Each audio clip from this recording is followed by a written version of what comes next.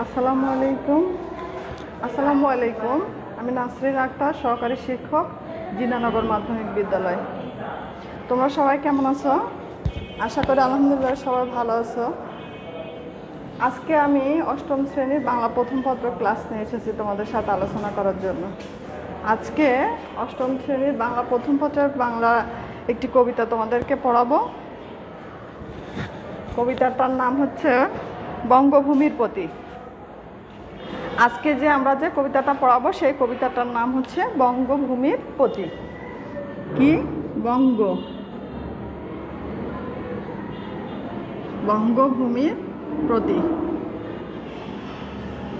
কবি হচ্ছে মাইকেল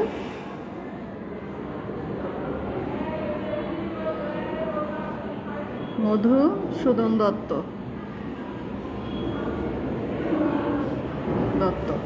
তাহলে আজকে কবিতাটার নাম হচ্ছে কি? আজকে কবিতাটার নাম হচ্ছে বঙ্গভূমির প্রতি। লিখেছেন হচ্ছে মাইকেল মধুসূদন দত্ত।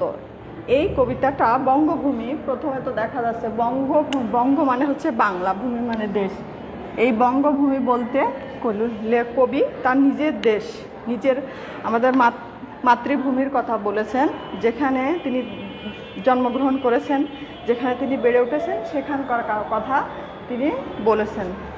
এই বঙ্গভূমি কবিতায় মাইকেল মধুসূদন দত্তের কি ফুটে উঠেছে? আমরা কবিতাতে প্রথমেই দেখি কি দেশপ্রেমের একটি দেশপ্রেমমূলক দেশপ্রেম, প্রবল দেশপ্রেম ফুটে উঠেছে।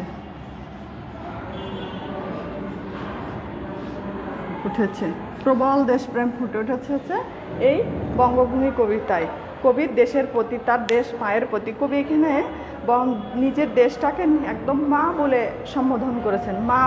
মা বা দেবী বলে সম্বোধন করেছেন। তিনি মায়ের স্থানে তার দেশকে, বঙ্গভূমিকে বসিয়েছেন এবং তিনি নিজেকে সন্তান রূপে কল্পনা করেছেন।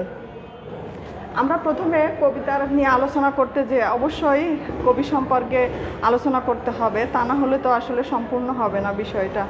তোমাদেরকে আমি বলি সবসময় যে বইটা সবসময় মূল বইটা পড়ার জন্য এবং মূল বইয়ের সাথে মিলে দেখার জন্য, আমি যা বলছি সেগুলো বুঝে নেওয়ার জন্য। যখনই তোমরা এটা নিয়ে বসবা তখনই অবশ্যই তোমাদের সামনে বই রাখবা এবং বইয়ের সাথে এটা মিলিয়ে দেখবা। দেখো, বঙ্গভূমির প্রতি যে বঙ্গভূমি মানে নিজের মা বা মাতৃভূমির প্রতি তার যে মনের যে আবেগটা, যে আকর্ষণটা তিনি এই কবিতার মাধ্যমে ফুটিয়ে তুলেছেন। এই কবিতাটা আমরা আলোচনা করার আগে আমরা প্রথমেই লেখক সম্পর্কে, কবি সম্পর্কে আলোচনা করব।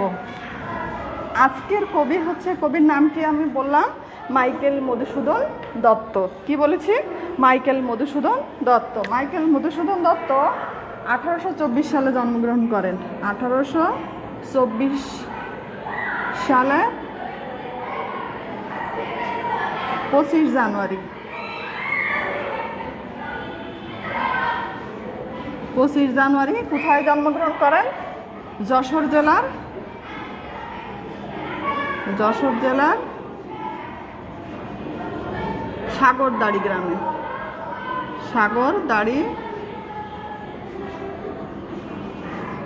গ্রামে।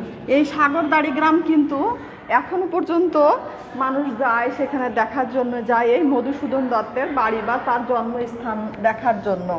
মাইকেল মধুসূদন দত্ত জীবনটা তার কথা তিনি এমন একটি গুরুত্বপূর্ণ একটা অধ্যায় বাংলা সাহিত্যের, যার কথা বলতে গেলে অনেক বিনীতভাবে বা সম্মানের সাথে তার নামটা নেওয়া লাগে, এই মাইকেল মধুসূদন দত্ত। মাইকেল মধুসূদন দত্তের জন্ম আমি কি বললাম যে 1824 সালে 25 জানুয়ারি কোথায় জন্মগ্রহণ করেছেন? যশোর জেলার সাগরদাড়ি গ্রামে। এবং তার মৃত্যু হচ্ছে 1800। আমরা এটা জন্মটা জানলাম, এবার আমরা মৃত্যু সম্পর্কে জানবো। তার মৃত্যু হচ্ছে 1873 সালে। মৃত্যু হচ্ছে 1873 সালে। 1873 সালে তিনি, তাহলে তার জন্ম হচ্ছে 1824 সালে এবং 1873 সালের 29 জুন হচ্ছে তিনি মারা যান। কলকাতায় মারা যান।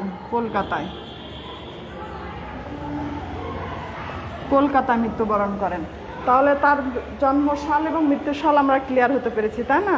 প্রথমে আমি কি বললাম যে মাইকেল মধুসূদন দত্ত জন্মটা হচ্ছে 1824 সালের হচ্ছে 25 জানুয়ারি, এবং সেটা কোন জায়গায়? সেটা হচ্ছে যশোর জেলার সাগরদাড়ি গ্রামে, এবং তার মৃত্যুটা হচ্ছে 1873 সালে 29 জুন কলকাতায়। তিনি কলকাতায় মৃত্যুবরণ করেন।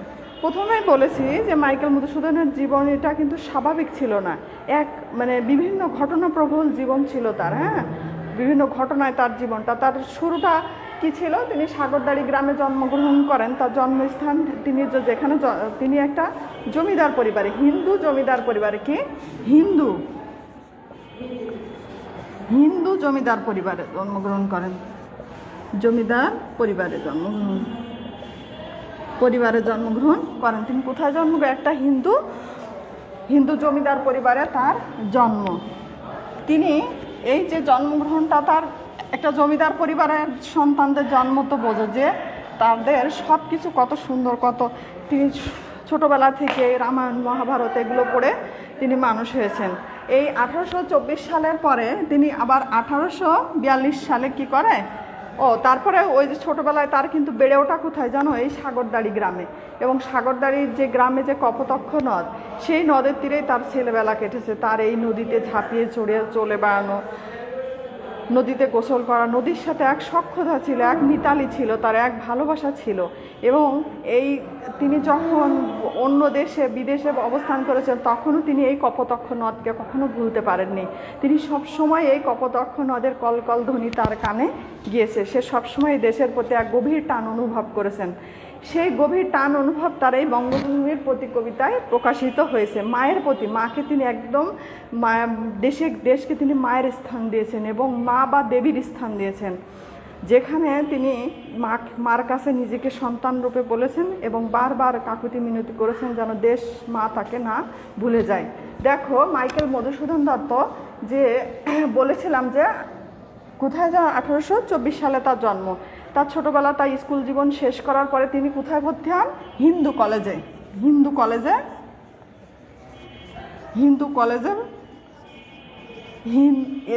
কলেজে ইংরেজি সাহিত্যে তিনি পড়াশুনো করার সময় পাশ্চাত্য সাহিত্যের প্রতি বা হিন্দু সাহিত্যের প্রতি তার একটা অনুরাগ জন্মে, ভালোবাসা জন্মে। সে মনে করতে থাকে কি যে এই হিন্দু সাহিত্য ছাড়া, ইংরেজি সাহিত্য রচনা ছাড়া, ইংরেজি ভাষা ছাড়া তিনি কখনোই তার যে সফলতা, সেটা সফলতার অর্জন করতে পারবে না। এই জন্য সে সবসময় কী করলো, ওই নিজের ধর্মটা, যে হিন্দু যে ধর্মে ছিল, সেই ধর্মটাও তিনি ত্যাগ করেন। কত সালে? 1842 সালে ত্যাগ করে তিনি খ্রিস্টান ধর্মে চলে যান। খ্রিস্টান ধর্মে দীক্ষিত হয়। কত সালে? 1842 সালে। কত সালের কথা বললাম? 1842 সালে। তিনি পড়াশোনা করেছেন কোথায়? হিন্দু কলেজে। তারপরে তিনি এই খ্রিস্টান ধর্ম গ্রহণ করার পরে তার নামের সাথে কি যোগ করেন?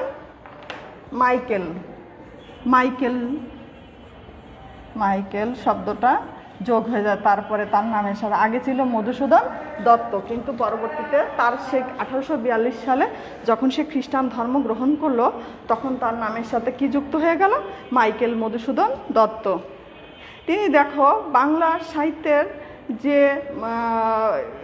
স্বর্ণ যুগটা শুরু হয়েছে বাংলা সাহিত্যের, একদম তিনি কিন্তু একটা প্রথা বিরোধী কবি ছিলেন। কি প্রথা বিরোধী? সব প্রথার বাইরে তিনি প্রথা বিরোধী কবি ছিলেন।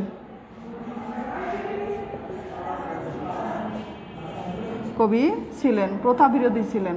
এবং তিনি যে বাংলা সাহিত্যটাকে, তিনি বাংলা সাহিত্য রচনা করার মাত্র টাইম পেয়েছে কতটুকু জানো? মাত্র 20 বছর।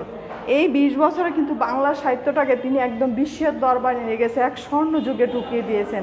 তিনি বাংলা সাহিত্যের চিন্তা চেতনা, ভাবনা, ভাষা, দর্শন, সব কিছুর একদম আমূল পরিবর্তন করে ফেলেছে তার এই সাহিত্য রচনার মধ্য দিয়ে। তো যেটা বলছিলাম, তিনি কি করলো? মাইকেল নাম উপাধি গ্রহণ করলো। তারপরে সে চলে গেল কোথায়? ইংল্যান্ডে চলে যায়, এবং তিনি প্যারিসে বসবাস করতে শুরু করলেন।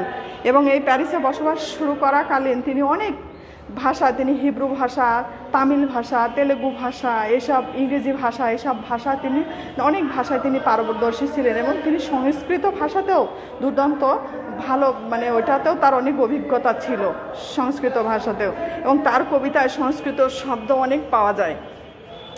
তিনি মাইকেল মধুসূদন দত্ত, দেখো তিনি প্রথমে যে ইংরেজিতে যে সাহিত্য রচনা তিনি শুরু করলেন তা ক্যাপটিভ লেডি তিনি লেখেন, কিন্তু ওইভাবে কিন্তু সে সমাদার্থে তিনি পাননি।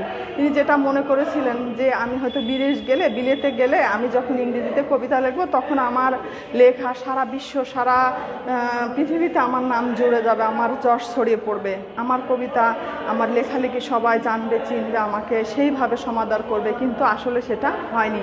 নিজের ভাষায় নিজের দেশে যেটা করা সম্ভব সেটা অন্য কোনো দেশে অন্য কোনো ভাষায় সেটা কিন্তু করা সম্ভব না। এটা আমাদের কবি খুব ভালো মতো বুঝতে পেরেছিলেন, এবং তিনি যখন তার ভুলটা ভেঙে যায় তখন কিন্তু সে অনেক কাকুতি মিনতি করে এই দেশে ফিরে আসার জন্য, এবং তার জীবনটা অনেক মানে কঠিন বাস্তবতার ভিতর দিয়ে গিয়েছে, যে সে অনেক চেষ্টাও করেছে দেশে ফিরে আসার জন্য, এবং তিনি যখন তার নিজের ভুলটা যখন বুঝতে পেরেছেন যে আসলেই সম্ভব না, নিজের জিনিস আর অন্যের জিনিসের ভিতর অনেক পার্থক্য, নিজের ভাষায় নিজের মাতৃভাষায় আমি যেভাবে যত সুন্দরভাবে উপস্থাপন করতে পারবো, এই অন্যের ভাষায় ইংরেজি ভাষায় বা ইংরেজি সাহিত্য রচনা করাটা অতটা সহজ নয়। এই জন্য তিনি তখন কি করলো জানো, এই ইংরেজি সাহিত্যটা রচনা থেকে ছেড়ে এসে তিনি কি করলেন, এই বাংলা সাহিত্যে মনোযোগ দিলেন, বাংলা সাহিত্য লেখির হাত দিলেন, এবং মাত্র 20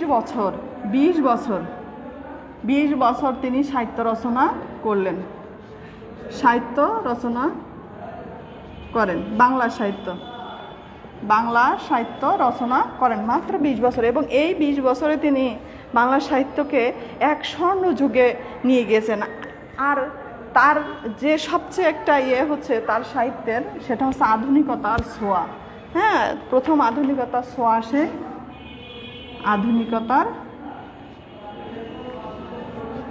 আধুনিকতার ছোঁয়া পাওয়া যায় তার কবিতায়। হ্যাঁ, তিনি একাই স্বাধীনতার তিনি ইয়ং বেঙ্গলের সাথে যুক্ত হয়ে যে ইংরেজি ভাষার প্রতি যে তার আকৃষ্ট হওয়ার পরে সে যায় ইংরেজি ভাষায় যে সাহিত্য রচনা শুরু করলো, এবং তখন তিনি যখন দেখতে পারলেন যে আসলে ওইভাবে সম্ভব না নিজের ভাষায় যেটা করা, তখন তিনি তার ভুল ভেঙে এই সাহিত্য রচনায় মনোযোগ দিলেন বাংলা সাহিত্যের, এবং তিনি বাংলা সাহিত্যের চিন্তা চেতনা, ভাষা, দর্শন সব কিছুতে একটা আমূল পরিবর্তন নিয়ে আসলেন, এবং তিনি নিজের মতো করে নিজের ভাষায়, মাতৃভাষায় তিনি এই কবিতা রচনা শুরু করলেন। বুঝেছো? তো এই যে তিনি এত কিছু করলেন, তার যে সবচেয়ে তার অনেক কিছুই তার হাত দিয়ে প্রথম ঘটেছে। হ্যাঁ, এবং সেটার ভিতরে তার হচ্ছে কি বলা হয়, মহাকাব্য তিনি রচনা করেছেন। তার যে বাংলা সাহিত্য যে বিরাট অবদান, তার ভিতরে সর্বশ্রেষ্ঠ অবদান হচ্ছে এই মহাকাব্য।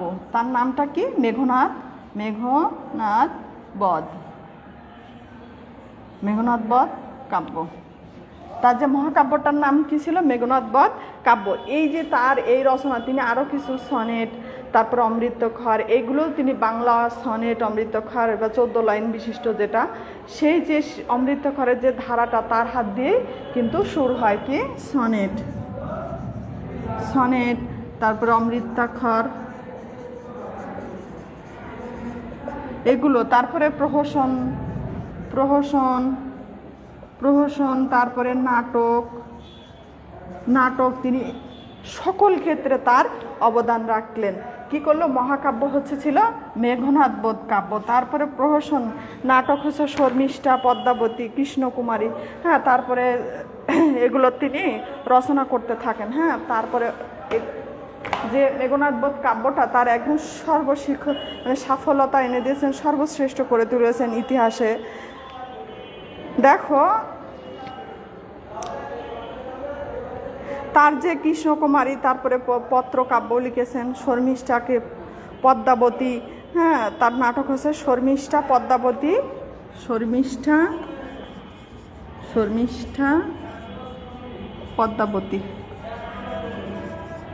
পদ্মাবতী এবং কৃষ্ণকুমারী। কৃষ্ণকুমারী কুমারী হচ্ছে কি তার নাটক, তার লেখা শ্রেষ্ঠ নাটক হচ্ছে শর্মিষ্ঠা, পদ্মাবতী এবং কৃষ্ণ। মহাকাব্য হচ্ছে মেঘনাদ বধ কাব্য। তার যে কাব্যগ্রন্থ হচ্ছে পত্রকাব্য লিখেছেন। হ্যাঁ, পত্রকাব্য হচ্ছে বীরঙ্গনা কাব্য। পত্রকাব্য হচ্ছে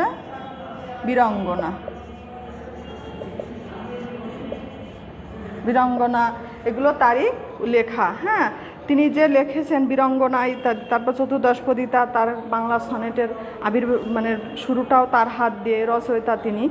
মহান এই মানে সাহিত্যস্রষ্টার সাহিত্যকর্ম আমরা এত অল্প সময় অল্প আলোচনা করে শেষ করা যাবে না। তারপরও আমি যতটুকু পারি তোমাদেরকে বলেছি, এগুলো তোমরা মনে রাখবা। এবং একটা কবি এবং তার প্রতি একটা গুরুত্বপূর্ণ বিষয়গুলো হচ্ছে এটা, তার যে সাহিত্যকর্মগুলো,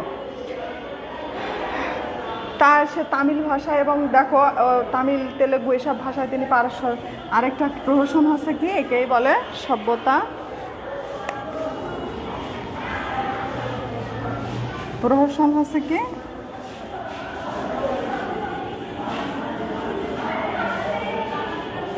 প্রহসন হচ্ছে একেই বলে সভ্যতা। এবং বুড়ো শালিকের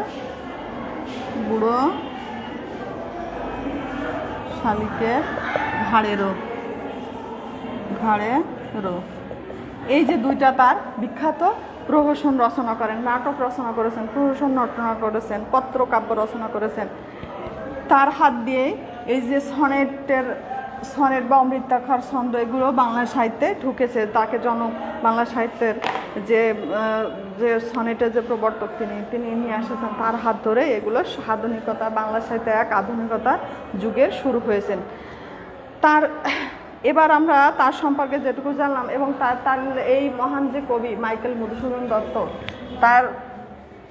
তার সম্পর্কে আলোচনা করতে, তার মৃত্যু সালটা আমরা কত বলেছিলাম যে 1873 সালে তিনি পরলোক গমন করেন। 1873 সালে কলকাতায় মারা যান তিনি। হ্যাঁ, তিনি যখন ওই যে প্রথমে বললাম তোমাদেরকে যে তিনি যখন এই যে বাংলা নিজের ভাষা বা সাহিত্যকে ভুলে যখন তিনি সেই ইংরেজি সাহিত্যর প্রতি যখন তিনি তার মনোনিবেশ করলেন, ঠিক সেই মুহূর্তে কী করলো, তিনি আবার নিজের দেশের ভাষা বা সাহিত্য রচনার যে মনোযোগ দিলেন এবং দেশমাতৃকার প্রতি যে তার একটা প্রবল ভালোবাসা বা দেশের প্রতি বা দেশের মানুষের প্রতি যে ভালোবাসাটা তিনি এই যে তার বঙ্গভূমি কবিতায় সেটা প্রকাশ করেছেন।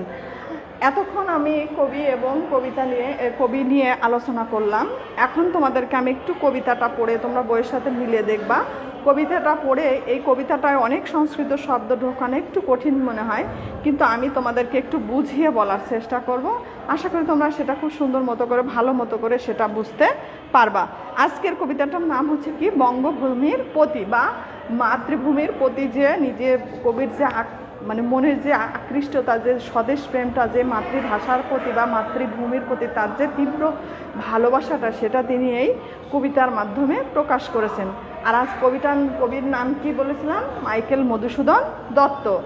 তো দেখো এখানে প্রথমে তিনি বলেছেন যে মা বলে দেশকে তিনি মা বলে সম্বোধন করে, রেখো মা দাসের মনে এই মিনতি করি পদে, সাধিতে মনের স্বাদ ঘটে যদি পরমাদ, মধুহীন করোনাকো তব মনো কক নদে, রেখো মা দাসের মনে। এখানে এই যে মা বলতে কবি কাকে বোঝাচ্ছেন, এই দেশ বা মাতৃভূমিকে তিনি বোঝাচ্ছেন যে রেখো মা দাসের মনে এই মিনতি করি।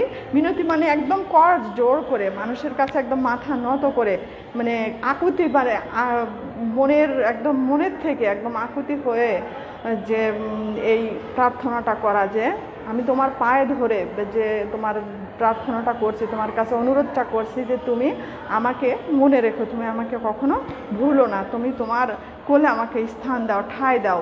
কবি এখানে দেশকে মা বলেছেন এই কারণ মা কিন্তু সন্তানকে আঁকড়ে ধরে।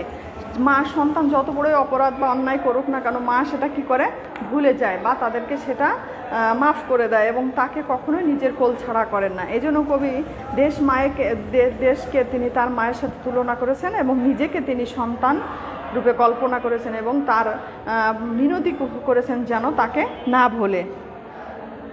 সাধিতে মনের স্বাদ ঘটে যদি পরমাদ, পরমাদ অর্থ কি হচ্ছে? ভুল, হ্যাঁ, ভুল ভ্রান্তি। বলছে যে মনের ইচ্ছা আমি পূরণ করতে যে বা তোমার কাছে প্রার্থনা করতে যে এই যে আমি যে ভুলগুলো করেছিলাম, আমি তোমাকে ছেড়ে গিয়েছিলাম, আমি এই বাংলা ভাষাকে হেয় করেছিলাম, এই যে ভুলগুলো, এই ভুলগুলো যদি করে ফেলেছি আমি, এই ভুলগুলো কি করো?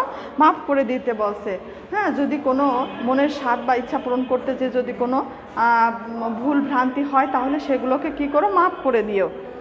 বলছে মধুহীন করো না কো তব মনো কখনো আদে। এই যে বললাম না প্রথমে যে তিনি মানে কি তামিল ভাষা, তেলেগু ভাষায়, ফার্সি, ইংলিশ, তারপরে সংস্কৃত ভাষায় মানে পারদর্শী ছিলেন। এই জন্য তার কথা মনো কোকোনাদও কিন্তু একটা শব্দ, কোকোনাদ, কোকোনাদ, কোকোনাদ অর্থ হচ্ছে পদ্ম, পদ্ম ফুল, মানে শাপলার মতো যে ফুলটা, মানে পদ্ম ফুল, যা যে ফুলে প্রচুর কি ঘ্রাণ, তিনি এই কোকোনাদ শব্দটা দিয়ে পদ্ম ফুলকে বুঝিয়েছেন। দেখো মধুহীন করো না কো প্রবাস, তারপরে বলছে প্রবাসে দৈবের বসে জীব তারা যদি খসে এ দেহ আকাশ হতে নাহিকে তাহে। বলছে যে যদি, এখানে তিনি বলছেন যে ভুল ভ্রান্তিতে যদি তিনি দেহটাকে কি বলেছেন? আকাশ বলেছেন, এবং সেটা থেকে যদি মানুষের দেহ থেকে আত্মাটা যদি বেরো হয়ে যায়, তারপরেও তিনি এটা তার কোনো আফসোস নেই, কারণ তিনি আফসোস করতে চান না। কারণ তিনি মনে করেন দেশ বা তার মা যদি তাকে স্মরণ রাখে বা মনে রাখে, এটাই তার জন্য অনেক কিছু। দেশ তাকে, তার জন্য যদি তার দেহ থেকে তার প্রাণটাও চলে যায় তাও তিনি কিছু মনে করেন না। তারপরে দেখো বলছে জন্মিলে মরিতে হবে অমরকে কোথা কবে চির স্থির। এটা তো সত্য কথা, জন্মিলে মরিতে হবে, এখানে একটা চির বাস্তব কথা তিনি বলেছেন যে আমি এখনই মরি আর তখনই মরি, যখনই মরি না কেন মৃত্যু আমার জন্য অনিবার্য।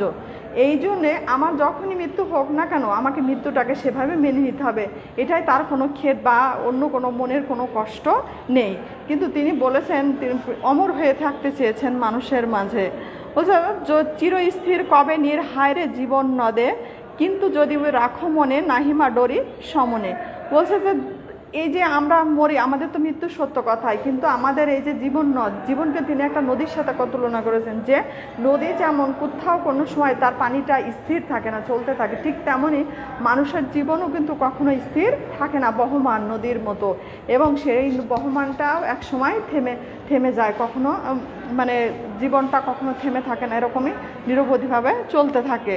তিনি বলেছেন যে যদি তুমি আমাকে মনে রাখো, তার মায়ের কাছে, মা বা মাতৃভূমির কাছে তিনি আবদার করেছেন, এই যে মাতৃভূমি যে বঙ্গভূমির প্রতি তিনি আবদার করেছেন যে যদি তিনি মনে রাখে, মা যদি তাকে মনে রাখে তাহলে যদি সমন বলছে কি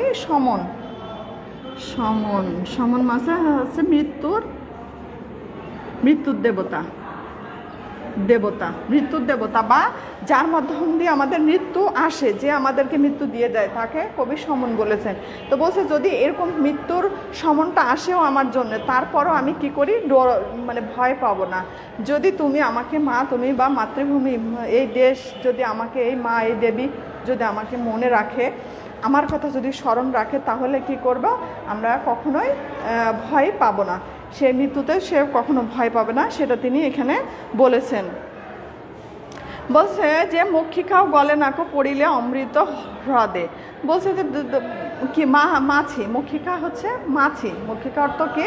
মাছি। তিনি বলেছেন যে মাছির কিন্তু প্রিয় কে? মিষ্টি জাতীয় জিনিস। তো এখানে মধু, মানে অমৃত মধু, মানে অমৃত বা মধু বা মিষ্টি জাতীয়র ভিতরে যদি মাছিকে ছেড়ে দেওয়া হয়, মাছির তো প্রিয় খাবারই মিষ্টি, সে কিন্তু মারা যাবে না, সে আরও আনন্দিত হবে। তো এখানে তিনি বলেছেন যে মাছিকে তিনি যদি অমৃত ভরে ছেড়ে দেওয়া হয় তাহলে কিন্তু সে গলে বা মরে যাবে না। সেই ধন্য নরকুলে লোকে যারে নাহি ভুলে মনের মন্দিরে সদা সেবে সর্বজন। বলছে সেই ধন্য, সেই সর্বশ্রেষ্ঠ, যাকে এই নরকুলে মানে এই পৃথিবীতে, এই পৃথিবীর মানুষগণ যাকে সর্বজন সেবা করে বা পুজো করে, যার কথা মানুষ, যে মরে গেলেও যার কথা মানুষ সবসময় ভাবে বা তার কথা তাকে শ্রদ্ধা ভরে স্মরণ করে, সেই হচ্ছে পৃথিবীতে সর্বশ্রেষ্ঠ। এবং তার মতে সে যে মানুষটা মারা যাওয়ার পরেও কি হয়? মানুষ তাকে মনে রাখে, এবং সেই মনে রাখাটাই হচ্ছে অমরত্ব। মনের মন্দিরে সদাসেবী সর্বজন, মানুষ যে মনের মন্দিরে সবসময় তার জন্য সেবা বা তার কথা স্মরণ করে সেটাই সর্বশ্রেষ্ঠ। কিন্তু কোন গুণ এখানে কবি দেখো আবার নিজে যে অমর হতে চেয়েছেন, তিনি যে মাকে বারবার মাতৃভূমিকে যে বারবার তাকে স্মরণ করে দিয়েছেন যেন তার ইতিহাসে তার পাতায় পাতায় যেন তার নামটা লেখা থাকে, সেটারও কথাও আবার তিনি বলে দিয়েছেন যে এমন কোনো মানে গুণ বা গুণাবলী তার নাই যেটার কারণে তার মা বা এই দেশ মাতৃকা তাকে মনে রাখতে পারে। বলছে যে লোকে সেই ধন্য নরকুলে লোকে যারা নাহি ভুলে মনের মন্দিরে সদা সেবে সর্বজন, কিন্তু কোন গুণ আছে যাচিব যে তব কাছে। বলছে যে আমার কি এমন গুণ আছে যেটা তোমার কাছে আমি প্রার্থনা করব যে তুমি আমাকে মনে রাখো। তারপরে মনের মন্দিরে সদা সে হেন অমরতা আমি কহ গো শ্যামা জন্ম দে। শ্যামা জন্ম দে, কিন্তু শ্যামল জন্মভূমির কথা বলেছেন, তবে যদি দয়া করো। হ্যাঁ, বলছে যে জন্মভূমিকে তিনি বলেছেন যে তার যে এরকম যে মাতৃভূমিকে তিনি বলেছেন যে তার ভিতরে এমন কোনো গুণই তিনি নেই যে যেটার কারণে তাকে মনে রাখবে বা সর্বশ্রেষ্ঠ। বলছে ভুল দোষ গুণ ধরো অমর করিয়া বর দেহ দাসে সুবর দে। সুবর দে মানে যে এখানে যে মানে স্বর্ণকমল যে অধিকারী, যিনি স্বর্ণ বর দিতে পারেন, তাকে সেই দেবীকে বলছেন তিনি যে যাই হোক না কেন তিনি এই অমরতা চান। ফুটি যেন স্মৃতি জলে মানসে মা যথাস্থলে মধুরস তামরস কি বসন্ত কি শারদে। তিনি সবসময় বসন্ত হোক শরৎকাল হোক যখনই হোক তিনি সবসময় মানুষের মনে তিনি ফুটে উঠতে চান পদ্ম ফুল হয়ে। তিনি সবসময় যেন মানুষ তাকে স্মরণ করে শ্রদ্ধা ভরে, এটাই তিনি আকুতি করেছেন, মিনতি করেছেন তার দেশ মাতৃকার প্রতি। তাহলে কি বললাম প্রথমে, কবিতাটা তোমরা তো ক্লিয়ার হয়েছো, না হলে সেটা তোমরা আমাকে কমেন্টসে জানাবা যে কোন বিষয়টা তোমরা বুঝতে পারোনি। আর এটা এখানে কি বললাম, প্রথমে বলেছি যে কবি তার দেশকে কি মনে করেছেন, দেশকে তিনি মা হিসেবে কল্পনা করেছেন। হ্যাঁ, আর তিনি নিজেকে দেশের সন্তান রূপে কল্পনা করেছেন। তিনি চেয়েছেন যে মা যেমন তার সন্তানের সকল দোষ গুণ ত্রুটি সব কিছু একদম মাফ করে দেন, ঠিক তেমন করেই যেন তার যে দোষ ত্রুটি যে ভুল ভ্রান্তিগুলো তিনি করেছেন, মানে তিনি তার দেশের প্রতি, তিনি তার ভাষার প্রতি, সেই সময়টা আসলে কী ছিল, ওই সময়টাতে বলি তোমাদের যে ওই সময়টাতে বাংলা ভাষার সাহিত্য রচনা করবে, বাংলা সাহিত্য মানুষ পড়বে, এইটা ধরনের ধ্যান ধারণা অনেক খারাপ ছিল। মানুষ বাংলা সাহিত্যটাকে, বাংলা ভাষাটাকে অনেক নিচু করে দেখা হতো ওই সময়টা। তখন মনে করতো যে ইংরেজি সাহিত্য হয়তো সাহিত্য রচনা করলে সেটা অনেক ভালো হবে বা ভালো কিছু হবে, এই আশা বা পরিপ্রেক্ষিত থেকে তখন তিনিও এই ভুলটাই করেছিলেন। এবং পরবর্তীতে তিনি কিন্তু সেই মানে বুঝতে পেরে ভুল স্বীকার করে দেশের ভাষার প্রতি সম্মান দেখিয়েছেন, দেশের ভাষা বা দেশ মাটির প্রতি তিনি সম্মান দেখিয়েছেন। তিনি এই দেশের কাছে বা দেশের মানুষের ভিতরে চিরঞ্জীব হয়ে থাকতে চেয়েছেন, অমর হয়ে থাকতে চেয়েছেন। তিনি তার শেষ নিঃশ্বাসটাও এই তার যে ছোটোবেলায় যে কপোতাক্ষ নদ সেখানেই তিনি কাটাতে চেয়েছেন, তার কোলেই তিনি আবার ফিরে আসতে চেয়েছেন, তিনি আবার সেই তার শৈশবে ঘুরে বেড়াতে চেয়েছেন। এই যে তার আকুতি যে দেশের প্রতি বা দেশ মাতৃত্ব যে দেশপ্রেম যে ফুটে উঠেছে, সেটা আসলে একটা প্রবল এরকম তার এই দেশপ্রেমটাই তাকে কি করেছে, অমরতা এনে দিয়েছে। তার দেশের এই ভালোবাসা এবং তার এই যে দেশের মাতৃভাষায় যে পরবর্তীতে তিনি সাহিত্য রচনা করেছেন, তিনি এক ঐশ্বর্যমণ্ডিত করেছেন, একদম ঐশ্বর্য পরিপূর্ণ করে তুলেছেন বাংলা সাহিত্যটা।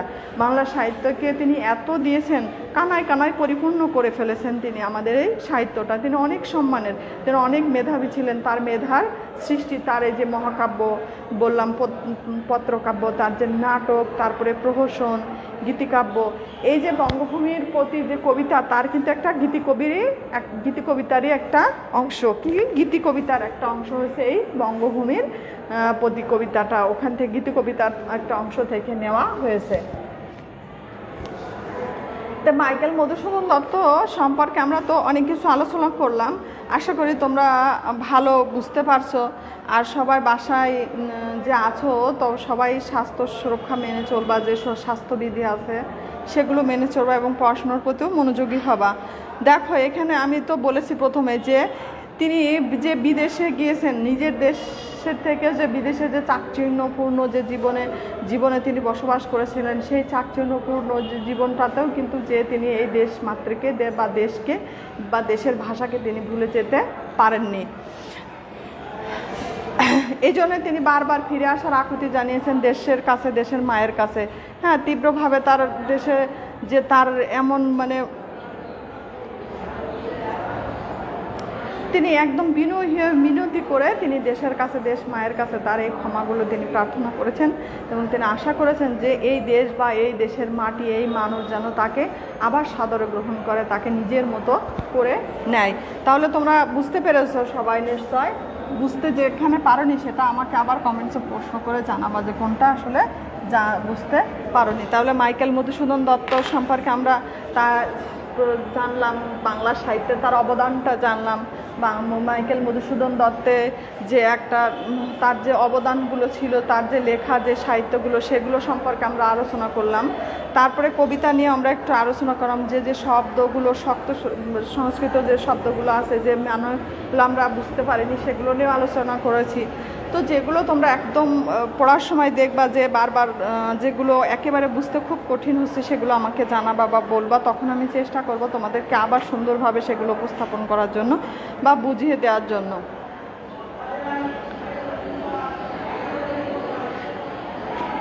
তিনি দেশ মায়ের প্রতি বা দেশের প্রতি তার বিদেশে যাওয়ার পরেও তিনি কিন্তু দেশের প্রতি, দেশকে তিনি কখনো ভোলেনি। তার যে ছেলেবেলার যে কপোতক্ষণটা আর নিজের জিনিস বল একটা আলাদা জিনিস। হ্যাঁ, নিজের দেশ, নিজের মানে ভাষা, এটা অন্যরকম। এই ভাষার প্রতি, নিজের মাতৃভূমির প্রতি, নিজের মানে সাহিত্যের প্রতি তার যে গভীর যে টানটা ছিল, তিনি বারবার সেটা তার কবিতার মাধ্যম দিয়ে প্রকাশ করেছেন। এই জন্য তো বলছে যে, আর তার ইচ্ছা ছিল যে সাহিত্যে যে বর কথাটা বলছে যে বর প্রদান করো, মানে সে দেবী মাকে তো দেবী রূপে কল্পনা করেছেন। যে বরের কথা তিনি বলছেন সেটা আসলে সাহিত্যের বরটা চেয়েছেন এবং সেই যে তার মনের যে চাওয়াটা ছিল যে তিনি এই সাহিত্যে মানে মানুষের মনে অমর হতে চান, সেটা কিন্তু আসলে সত্যও হয়েছে। দেখো, আমরা কিন্তু এত বছর পরেও সেই মাইকেল মধুসূদন দত্তের নামটা নিতে গেলে শ্রদ্ধার সাথেই নিই। তাকে বাংলা সাহিত্যের এক বিশেষ স্থান তার জন্য আমরা ছেড়ে দিই। তাকে নিয়ে আমরা অনেক আলোচনা, গবেষণা, অনেক কিছু করছি আজকে। তারপর তার যে লেখা, তার যে নাটক, যে মহাকাব্য, যে সনেট, তারপর এই সনেটটা কিন্তু তার হাত ধরে, তার মাধ্যম দিয়ে বাংলা ভাষায় এসেছে। তারপর অমৃতাকার ছদ্ম, যে এটাও কিন্তু তার হাত ধরে এসেছে। তার এটাও তার অবদান। তিনি যে শুধু বাংলা সাহিত্যে রচনা করেছেন তা কিন্তু না, অন্যান্য সাহিত্যেও তিনি রচনা করেছেন এবং সেখানেও সফলতা তিনি ঠিকই পাননি। কারণ সেটা তো আগেই বললাম যে নিজের ভাষায় যেটা সফলতা পাইতে যে সহজ, নিজের মানুষের কাছে, নিজের দেশের কাছে যে গ্রহণযোগ্যতাটা থাকবে, সেটা কিন্তু আর অন্য দেশ বা অন্য কারোর সাথে কিন্তু সেটা পাওয়া যাবে না বা সেটা পাবে না। এই জন্য তিনি বলেছেন যে তার কোনো আফসোস নেই যদি সে মরেও যান। হ্যাঁ, তারপরেও তিনি এই দেশটাকে, তার জীবন থেকে যদি দেহটা চলেও যায়, তার মৃত্যু যদি আসে, তাহলে সে কিন্তু ভয় পাবে না যদি তার এই মা বা মাতৃভূমি তাকে স্মরণ রাখে বা মনে রাখে, বা তার এই যে ইতিহাসের পাতায় যদি তার নামটা লেখা থাকে, তাহলে সে কখনোই আর ভয় পাবে না। তার একটাই আকুতি, যেন তার যে ভুল ভ্রান্তিগুলো আছে সেই ভুল ভ্রান্তিগুলো যেন ক্ষমা করে দেয় এই বঙ্গভূমি বা মা, এবং তাকে ক্ষমা করে তাকে সেই আগের স্থানটা যেন দেয় এবং তিনি ফিরে আসা। তার যে সাহিত্য, ইংরেজির যে সাহিত্যটা রচনা করার যে কারণ ছিল, তিনি ইয়ং বেঙ্গলদের সাথে ওই হিন্দু কলেজে পড়াকালীন তিনি ইয়ং বেঙ্গলদের সাথে একটা যোগসূত্রতা তার ঘটে এবং সেখান থেকে তিনি এই যে বাংলা ভাষা, এই ইংরেজি সাহিত্যর প্রতি একটা গভীর অনুরাগ সৃষ্টি করেন এবং তার ভুলটা ওখানেই ঘটে এবং তিনি বিদেশে চলে যান, বিলেতে চলে যান এবং সেখানে যখন না হয় ফ্রান্সের ভার্সাই নগরীতেও তিনি বসবাস করেন। অনেক দেশ দেখেছেন, অনেক বিদেশ দেখেছেন, অনেক নদী তিনি দেখেছেন, অনেক নদ নদী, অনেক সুন্দর দৃশ্য, অনেক কিছু, অনেক চাকচিক্যপূর্ণ, অনেক আলো ঝলমলে জীবন জগতে তিনি ঘুরে বেড়িয়েছেন। কিন্তু যে বাংলাদেশ, তার যে মাতৃভূমি, যে বঙ্গভূমি, এটার মতো তিনি আর কোথাও দেখেননি। এখানকার মানুষ, এখানকার প্রকৃতি, এখানকার জলবায়ু, এখানকার ভালোবাসা, তাকে যেভাবে আকৃষ্ট করেছে এরকম কিন্তু আর কোথাও তাকে এইভাবে আকৃষ্ট করেনি, ভালোবাসেনি। এজন্য তিনি তার মনের ভিতরে কিন্তু তীব্র একটা বাসনা রেখেছেন যে তিনি আবার এই দেশে ফিরে আসতে চান, এই দেশের মাটিতে তিনি তার শেষ নিঃশ্বাস ত্যাগ করতে চান। তিনি এখানেই তার কবিতা বা যে সাহিত্য আছে তিনি এখানে সেই সাহিত্যগুলো রচনা করতে চান। তিনি এই জায়গায় তার মায়ের কোলে বা মাকে তিনি মা বলেছেন এবং দেশকে তিনি নিজেকে তিনি সন্তান হিসেবে দাবি করেছেন যে আমি এই মায়ের সন্তান। তো সন্তানের কাছে কি হয়, মায়ের কাছে কি হয়, সন্তান যত বড়ই অপরাধ বা অন্যায় ভুল করুক না কেন মা কিন্তু সেটা ক্ষমা করে দেয় এবং বুকে টেনে নেয় এবং তার সকল সফলতাই কিন্তু প্রার্থনা করে, তাকে কখনো কোনো দণ্ড দেওয়ার চিন্তা করে না। এই যে মা এবং সন্তানের যে বন্ধনটা, হ্যাঁ, তিনি এই দেশমাতৃ দেশ এবং নিজের ভিতরে সেটা অনুভব করেছেন। তিনি দেশকে তার মা এবং দেবী, হ্যাঁ, হিন্দু ধর্মের কি দেবী তাদের একটি মানে খুবই সম্মানের বিষয়, গুরুত্বপূর্ণ একটা বিষয়। সেই দেবীরও আসনে তিনি এই মাকে বা এই জন্মভূমিকে তিনি রেখেছেন। জন্মভূমির প্রতি তার একটা যে গভীর শ্রদ্ধাবোধ, মমত্ববোধ ছিল তাই তিনি বঙ্গভূমির প্রতি কবিতায় প্রকাশ করেছেন। আর তো তোমাদের সম্পূর্ণ আলোচনা করলাম কবিতাটা এবং কবির সম্পর্কে যেটুকু বলার সে বলেছি। তোমরা আমি আশা করি সম্পূর্ণ সব কিছু বুঝতে পেরেছো। আরেকটা বিষয়, আমাদের তো স্কুল খুলে দিয়েছে 12 তারিখ থেকে, সেপ্টেম্বরের 12 তারিখ থেকে স্কুল খুলে দিয়েছে। আমাদের যে করোনা পরিস্থিতি এখন নিম্নগামী আছে, আশা করা যায় যে করোনা পরিস্থিতি স্বাভাবিক হয়ে যাবে ইনশাল্লাহ, এবং তোমরাও আবার আগের মতো স্কুলে এসে সুন্দর মতো করে ক্লাস করতে পারবে এবং সেগুলো বুঝতে পারবে, যেগুলো বোঝোনি সেই আবার স্বাভাবিক জীবনে আমরা ফিরে যেতে পারবো। আর এই স্বাভাবিক জীবনে ফিরে যাওয়ার জন্য আমাদের কি করতে হবে, আমরা যত্রতত্র যেখানে সেখানে আমরা কিন্তু আর ঘুরে বেড়াতে পারবো না। আমরা সবাই স্বাস্থ্যবিধি মেনে চলবো এবং মাস্ক পরবো যখন যেখানে বাইরে যাব, এবং যে স্বাস্থ্যবিধিগুলোর কথা বলা হয়েছে, হাত ধোয়া, দূরত্ব, অন্যের সাথে যে সামাজিক দূরত্ব, আমাদের সব কিছু খুলে দিলেও কিন্তু একজন আরেকজনের সাথে যে সামাজিক যে দূরত্বটা সেটা কিন্তু বজায় রেখে চলতে হবে। এবং আমরা যদি সঠিকভাবে এই স্বাস্থ্যবিধিগুলো মেনে চলতে পারি তাহলে আমাদের স্কুল খোলায় আর কিন্তু কোনো বাধা থাকবে না। আমরা আবার সম্পূর্ণরূপে আবার আগের মতো করে স্কুলে আবার সুন্দর মতো করে ক্লাস নিতে পারবো, সরাসরি বেঞ্চে পাশাপাশি বসে আমরা আবার চলতে পারবো। তো সে আশা আমি করি, এবং তোমরা তোমাদের যে পড়াশুনোগুলো আছে সেগুলো তোমরা নিজেদের চেষ্টায় চালিয়ে যাবে। এবং এই যে কবিতাটা আমি বললাম যে আজকে যে কবিতাটা আমি পড়েছি বঙ্গভূমির প্রতি, এই কবিতাটাই কিন্তু একটু সংস্কৃত শব্দ আছে, একটু কঠিন শব্দ ব্যবহার করা আছে। তো সেই শব্দগুলোও কিন্তু তোমরা পড়বা, না পড়লে তো বুঝতে পারবা না, বারবার সেটা বইয়ের সাথে পড়বা এবং সেটা থেকে বুঝতে পারবা যে তোমার কোথায় সেটা ভুল হচ্ছে না সঠিক হচ্ছে, সেগুলো তারপরে সেই অনুপাতে তোমরা কিন্তু সলিউশন করতে পারবা। তো আজকে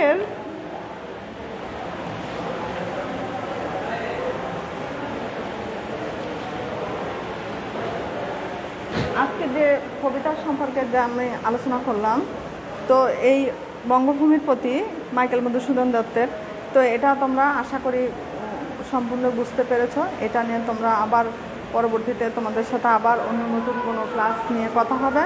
সবাই বাসায় থাকবে, সুস্থ থাকবে, বাইরে কম ঘোরাফেরা করবে, স্বাস্থ্যবিধি মেনে চলবে, এই আশা রেখে আজকের মতো ক্লাস শেষ করছি। আল্লাহ হাফেজ।